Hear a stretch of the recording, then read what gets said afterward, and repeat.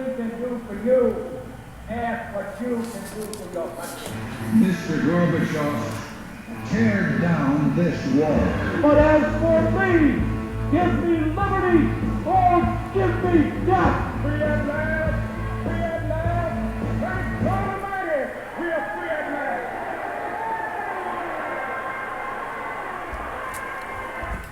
Good evening and welcome to our notes tonight on the New England Colonies. Please take out a piece of paper and set up your Cornell notes.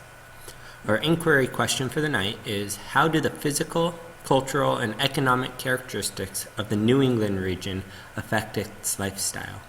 So to review, physical characteristics are those characteristics that are natural to the land that are just there. Cultural are the characteristics that are built by men and women that live within the area, and then the economic characteristics would be an extension of the cultural characteristics, but what are the jobs and careers that the people take? So if we start with just the basics of what colonies make up the New England colonies, it includes 4. It includes New Hampshire, Massachusetts, which at the time is modern Massachusetts plus where current-day Maine is, Rhode Island, and Connecticut. The climate in this region is very harsh. They have very long and cold winters and a short growing season. Weather, they can expect snow every winter, and then when it does warm up, it's only a couple months of the year where you can grow your crops. This makes it much harder to farm in this region, and when we get to the cultural, you'll see the different lifestyle that they live compared to the middle colonies when you get there tomorrow. The agriculture in the area is also not good for farming. The soil is rocky and poor and not very fertile, so it's hard to grow things. You'd have to grow in small areas and take extreme care of the crops that you're growing. So there's not much agriculture. There's a lot of woods, so all different types of trees, which will become a huge asset to the people in the New England region. Some of the cultural characteristics of the New England region include the setup of the region. There's many small towns and villages throughout the entire New England area compared to the larger farming that you'll see in other places. In the New England colonies, religion is the center of life. Almost everyone in these regions is very religious. Most of them are Protestant, and their religion, or life revolves around their religion. Their laws are directly impacted by their religion as well.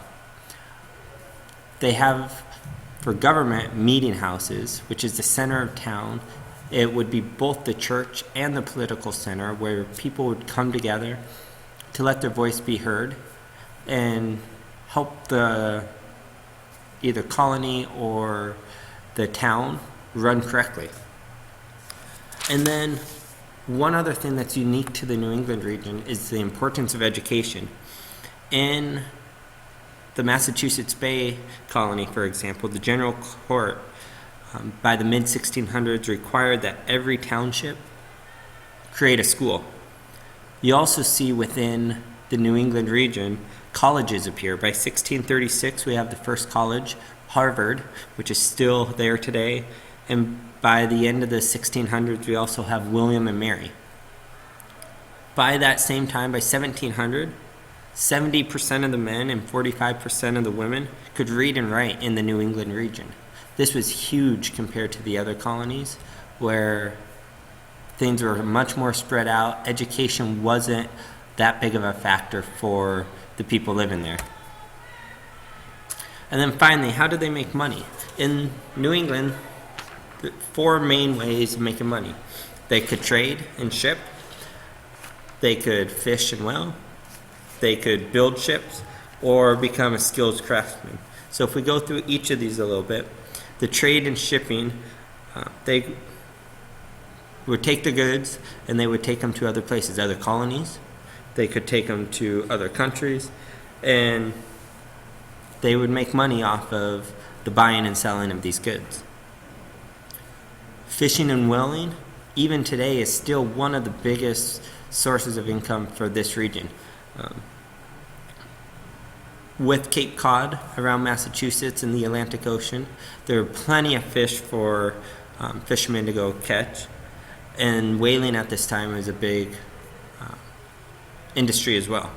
And then, if you remember the picture of all the trees earlier, there's plenty of trees to build ships, and all the other businesses needed these ships to ship their products to other places.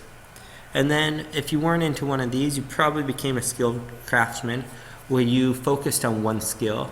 And when you were young, a young adult, 14, 15, 16, up to maybe 18, you would go be an apprentice for somebody, and they would teach you how to do whatever job it was that you were going to become an expert on.